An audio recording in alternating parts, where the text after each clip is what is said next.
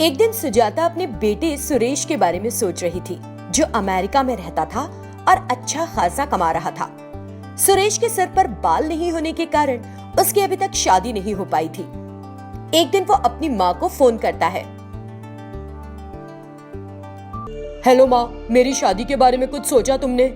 हाँ, मैंने हर जगह तुम्हारे लिए एक अच्छी दुल्हन तलाश करने के लिए बोल रखा है बेटा, लेकिन तुम्हारे टकलेपन के कारण लोग आगे नहीं आते हैं। माँ कुछ भी करो, बस मेरी शादी करा दो। मैं 3 महीने के बाद घर आऊंगा। इस बीच मेरे लिए एक अच्छी लड़की तलाश कर लो और शादी की पूरी तैयारी कर लो।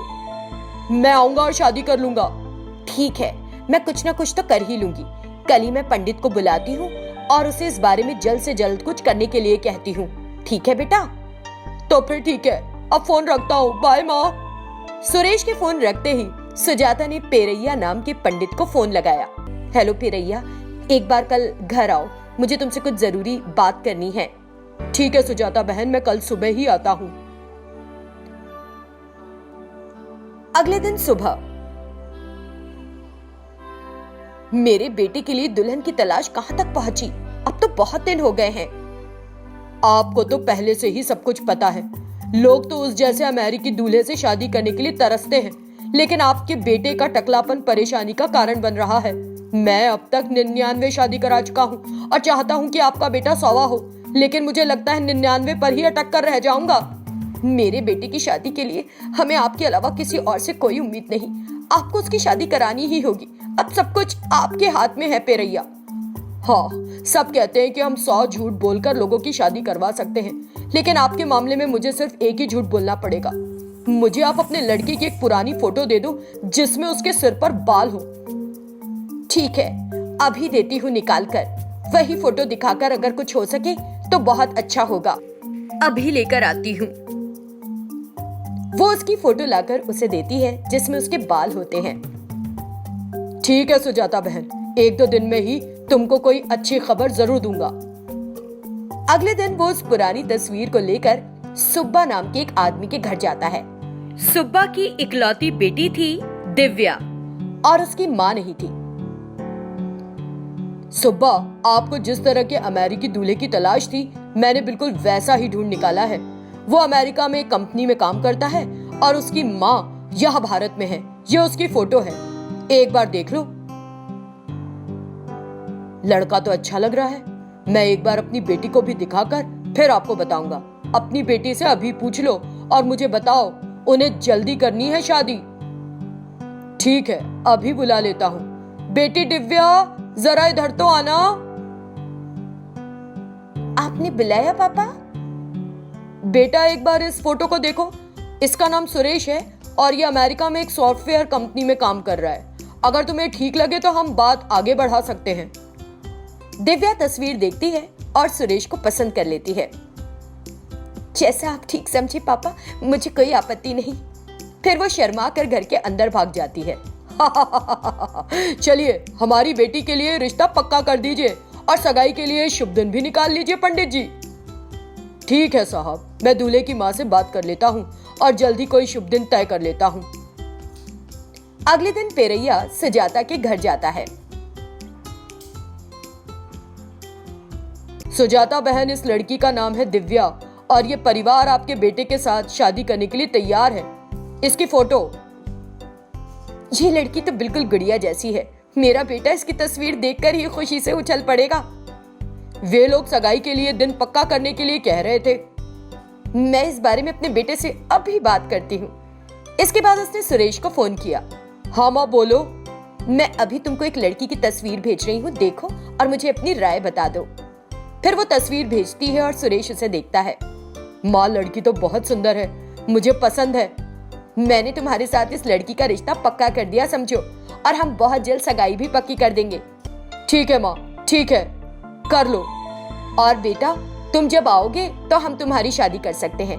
बस एक बात का ध्यान रखना, हमने उन्हें ये नहीं बताया है कि तुम टकले हो, इसीलिए विग लगाना। ठीक है माँ, तुम देखती जाओ मैं क्या करता हूँ। ठीक है बेटा, तो मैं सगाई का दिन निकाल लेती हूँ। खुश रहो, ध्यान रखो अपना। टाटा, अब फोन काटो। ठीक है माँ, ठीक है माँ, बाय माँ। ठीक है सुजाता बहन, तो मैं जाता हूँ और सगाई के लिए शुभ दिन की तलाश करूंगा। कुछ दिनों बाद वो सगाई की तारीख के साथ वापस सुजाता के पास आता है। दोनों परिवार मिलते हैं और मेरा बेटा 2 महीने के लिए इंडिया आ रहा है, जैसे ही वो आएगा हम इनकी शादी कर देंगे। ठीक है बहन जी। सगाई हो गई और शादी के लिए बस कुछ ही दिन बचे थे। पेरैया शादी के लिए एक शुभ दिन चुनता है। दिव्या अपनी सहेलियों को बताती है, मेरी शादी एक ऐसे लड़के से हो रही है जो अमेरिका में रहता है। 1 महीने में है शादी, तुम सबको आना है। दिव्या अपने दूल्हे के बारे में बहुत गर्व से सबको बताती है और अपने दोस्तों से उसके बारे में बातें करती रहती है। फिर दुनिया के हर कोने में अचानक कोरोना जैसी गंभीर बीमारी फैल गई। इस कारण देश विदेश की यात्राओं पर रोक लग गई। सुरेश भी इस कारण से इंडिया नहीं आ पा रहा था। मुझे अपनी शादी के लिए कुछ दिन पहले निकल जाना चाहिए था। बहुत कोशिशों के बाद तो मेरी शादी हो रही है और अब ये सब। कुछ दिनों के बाद पेरैया, सुजाता और सुब्बा इस बारे में बात करने के लिए एक जगह मिलते हैं। सुरेश को बिल्कुल उम्मीद नहीं थी कि ये सब हो जाएगा। अब मुझे नहीं पता कि वो यहाँ शादी के लिए आ भी पाएगा या नहीं। आप ही लोग कुछ सुझाएं। जब हम लड़का लड़की के नामों को देखकर तिथि तय करते हैं तो वो बहुत शुभ होती है, और यदि किसी कारण उस दिन विवाह नहीं हो पाता तो हमें 1 साल और इंतजार करना पड़ता है। इसीलिए मुझे लगता है कि क्यों ना हम उनकी ऑनलाइन शादी करा दें। जब लड़का यहाँ आएगा तो हम सबके लिए एक रिसेप्शन पार्टी रख सकते हैं। आपका क्या ख्याल है? आपको सही लगे तो बताइए। सुजाता को उनका ये विचार सही लगा। हाँ, ये तो ठीक है, ऐसा ही करते हैं। मैं अभी बात कर लेती हूँ।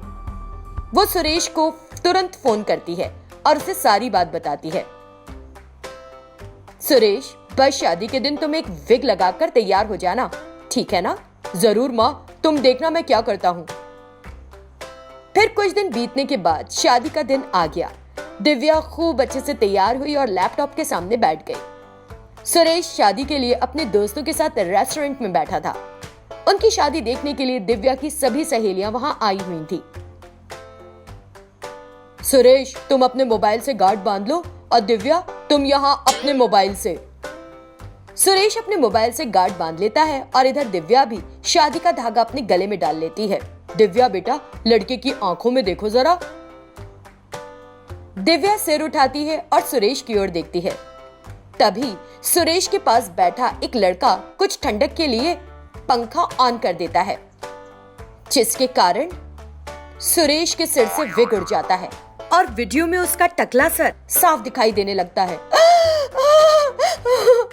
दिव्या की सहेलियां ये सब होते देख ठहाका लगाकर हंस पड़ती है। एक बार सुब्बम्मा नाम की एक महिला थी। उसके 2 बेटे थे।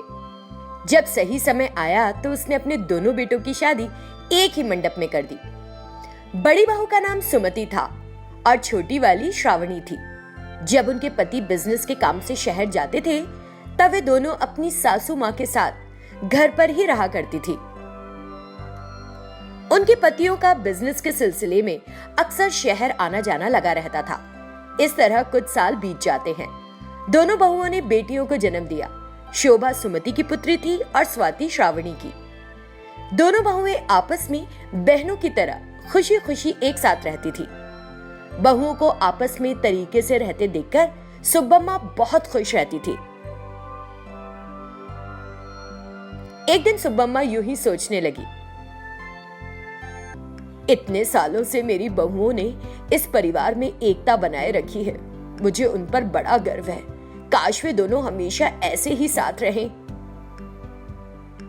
एक दिन सुमति और श्रावणी रसोई में खाना बना रही थी। दीदी, हर रोज हम खाना मिलकर बनाते हैं, इसीलिए सारा काम जल्दी खत्म हो जाता है और हमारा बहुत समय बच जाता है। इस समय का क्या किया जाए? मैं भी कुछ ऐसा ही सोच रही थी। तुम ही बताओ, हम क्या कर सकते हैं इस समय में? क्या कुछ बिजनेस शुरू कर सकते हैं? इस बारे में तो अभी सोचा नहीं, लेकिन कुछ तो काम करना चाहिए। बिल्कुल ठीक, काम खत्म होने के बाद खाली बैठे रहते हैं, समय का सदुपयोग हो जाएगा और हम पैसे भी कमा सकेंगे। कुछ करेंगे तो दिल भी बहलेगा। ऐसा सोचकर वे रोज की तरह वहां काम करती रही और कुछ दिनों बाद, श्रावणी, चलो बाजार चलते हैं, जल्दी वापस आ जाएंगे, नहीं तो अंधेरा हो जाएगा। दीदी, मैं तैयार हूँ, बस आ रही हूँ। दोनों बहुएं घर से बाजार के लिए निकल जाती हैं। बाजार से सामान खरीदकर घर लौटने लगती हैं कि रास्ते में श्रावणी को भूख लगने लगती है। दीदी मुझे बहुत भूख लगी है और कुछ खाने की इच्छा हो रही है, बहुत ज्यादा। यहाँ से कुछ ही दूरी पर एक फास्ट फूड सेंटर है, चलो वहां चलते हैं और कुछ खा लेते हैं। वहां पहुंचने के बाद वे देखती हैं कि वहां बहुत भीड़ है। खाने के लिए लंबी लाइन लगी थी। हे भगवान, यहाँ क्या हो रहा है? मुझे लगता है कि लोगों ने इन दिनों घर का खाना तो बंद ही कर दिया है, केवल नूडल्स ही खाना शुरू कर दिया है। यहाँ बहुत से लोग पहले से इंतजार कर रहे हैं। हमारा नंबर आने में तो बहुत देर लग जाएगी ना। हाँ, लेकिन दीदी नूडल्स को देख के मेरे मुंह में तो बहुत पानी आ रहा है। अगर ऐसा है तो हम नूडल्स बनाने का सामान खरीद लेते हैं और YouTube पर देखकर इसको बनाना सीख लेंगे। बच्चे भी स्कूल से लौट रहे होंगे, सब मिलकर मजे से खाएंगे। हाँ, ऐसा कर सकते हैं दीदी। वे नूडल्स बनाने के लिए सभी जरूरी सामान खरीद लेती हैं। घर आकर श्रावणी सारी सब्जियों को काटकर तैयार करती है और सुमति नूडल्स बनाना शुरू कर देती है। थोड़ी देर में स्वादिष्ट नूडल्स बनकर तैयार हो जाते हैं। अब मैं और इंतजार नहीं कर सकती, मुझे खाना है जल्दी। जल्दी हर कोई नूडल्स खाने के लिए तैयार हो गया और सबसे पहले श्रावणी ने इसका स्वाद चखा। दीदी ये तो जबरदस्त बने हैं, बहुत अच्छे। हाँ माँ, ये तो हमारे स्कूल के पास मिलने वाले नूडल्स से भी ज्यादा टेस्टी लग रहे हैं, बहुत यम्मी। हर कोई नूडल्स के स्वाद की तारीफ करने लगता है। तब सुब्बम्मा कहती है, ये बात है तो दोनों अपनी मम्मियों को नूडल्स ट्रक शुरू करने के लिए कहो। वे सभी मिलकर मस्ती करते हुए नूडल्स का आनंद लेते हैं। श्रावणी नूडल ट्रक के बारे में सोचने लगती है, क्यों ना हम वास्तव में एक नूडल्स ट्रक शुरू कर ले, जैसा सासू माँ ने हमें सुझाया है। खाली समय का बहुत सदुपयोग होगा। दीदी मुझे आपसे कुछ जरूरी बात करनी है, अगर आप फ्री हो तो बोलूं? हाँ हाँ बोलो ना। आपको याद है हम एक बार कुछ ऐसा करने की सोच रहे थे जिससे हम कुछ पैसे कमा सकें? ये सच है, लेकिन कैसे करेंगे? दीदी आपको याद है हम एक बार कुछ ऐसा करने की सोच रहे थे जिससे हम कुछ पैसा कमा सकें? क्यों ना नूडल ट्रक बिजनेस शुरू करें? आइडिया तो अच्छा है, लेकिन क्या तुमको लगता है कि लोग आएंगे और हमारे नूडल्स खरीदेंगे? अगर हमारे नूडल्स टेस्टी होंगे तो जरूर से लोग आएंगे और हमारे नूडल्स खरीदेंगे, मेरी बात मान लो। और इस तरह वे अपना व्यापार शुरू कर लेती हैं। श्रावणी सब्जी काटती है और ग्राहकों को परोसने का ख्याल रखती है। सुमति नूडल्स पकाती है और पहले दिन से ही लोग वहां नूडल्स खरीदने के लिए आने लगते हैं। लोग नूडल्स के स्वाद की तारीफ करते हैं और ये सुनकर देवरानी जेठानी बड़ी खुश होती हैं। वे दोनों घर जाती हैं और अपने कमाए हुए पैसों को गिनने लगती हैं और अपनी कमाई को देखकर दोनों बहुत खुश हो जाती हैं। हमारे नूडल्स इतने हिट होंगे मैंने तो सोचा ही नहीं था। देर से ही सही, आखिरकार हमने अपनी खुद की कमाई करना शुरू तो किया। हमारा तो जैसे सपना सच हो गया। जैसे हम दोनों अपने काम में बराबर की मेहनत कर रहे हैं तो हमें लगता है कि अपनी कमाई बराबर बांटें, और इसलिए वे दोनों बराबर बराबर अपनी कमाई को बांट लेती हैं। उनकी कड़ी मेहनत देखकर सुब्बम्मा को उन पर गर्व होता है। जैसे जैसे दिन बीतते हैं उनका व्यवसाय बढ़ता रहता है और उनकी आमदनी भी बढ़ती रहती है। तभी सुमति के मन में एक विचार आता है, मुझे लगता है कि लोग खाने के लिए आ रहे हैं क्योंकि मैं नूडल्स को स्वादिष्ट बनाती हूँ और इसलिए मुझे आय का अधिक हिस्सा मिलना चाहिए। मुझे लगता है कि मैं अनजाने में श्रावणी को आधा हिस्सा दे रही हूँ, जबकि मुझे कमाई का बड़ा हिस्सा लेना चाहिए। 2 दिनों तक सुमति यही सोचती रहती है कि श्रावणी के साथ कमाई के बंटवारे की बात कैसे करे। हर रोज काम के बाद श्रावणी रसोई घर की सफाई करती है। उस दिन वो थोड़ा धीरे धीरे काम कर रही थी। इस मौके का फायदा उठाते हुए, तुम इतना धीरे धीरे काम क्यों कर रही हो? जब तुम कमाई में बराबर हिस्सा लेती हो तो तुमको काम भी बराबर का ही करना चाहिए। दीदी आप ऐसे क्यों बोल रही हैं? आप जानती हैं कि मैं आपके साथ हमेशा बराबर काम करती हूँ। मुझे नहीं पता कि तुम इस बिजनेस के लिए क्या करती हो, क्योंकि वो तो मैं ही हूँ जो नूडल्स को टेस्टी बनाती हूँ और इसी कारण हमारे नूडल जल्दी बिक जाते हैं। और भी न जाने क्या क्या बोलकर वो उसे नीचा दिखाती है और उसका दिल दुखा देती है। श्रावणी भी उसकी बातों का मतलब समझने लगती है, लेकिन चुप रहती है। लेकिन फिर घर जाकर अपनी सासू माँ को सारी बात बताती है। उसने जो भी कहा तुम उसका बुरा मत मानो, क्योंकि बिजनेस शुरू करने का आइडिया तो तुम्हारा ही था। उसे भी पता चल जाएगा कि तुम इसके लिए मेहनत करती हो। आप ठीक कह रही हैं। मुझे खुद को कुछ दिन अलग रखकर अपनी अहमियत उन्हें समझानी ही होगी। वो अगले दिन साथ जाने के लिए मना कर देती है और सुमति अकेली ही ट्रक पर जाने के लिए निकल जाती है। आज मैं ही सब्जियां काटूंगी, परोसूंगी और पकाऊंगी और पूरी कमाई अपने पास रखूंगी। उस दिन खाने के लिए सबको काफी इंतजार करना पड़ रहा था, क्योंकि सुमति अकेले सब कुछ नहीं संभाल पा रही थी। धीरे धीरे सबने वापस लौटना शुरू कर दिया और उसका बहुत सारा खाना बच गया। तब सुमति को अपनी गलती समझ में आ गई। मैंने जबरन ही श्रावणी से ऐसी गलत बातें की। वो सब्जी काट कर देती थी तो काम कितना जल्दी हो जाता था, जैसे हम घर का सारा काम मिलकर करते थे। श्रावणी, मुझे माफ करना, मैंने उस दिन तुमको बहुत बुरा भला कहा था। हमारे बीच मैंने पैसों का हिसाब किताब कभी रखा ही नहीं दीदी, लेकिन आपके ऐसे कहने पर मुझे बहुत बुरा लगा था। मैं ये गलती दोबारा नहीं करूंगी मेरी छोटी बहन, मुझे माफ कर दो ना।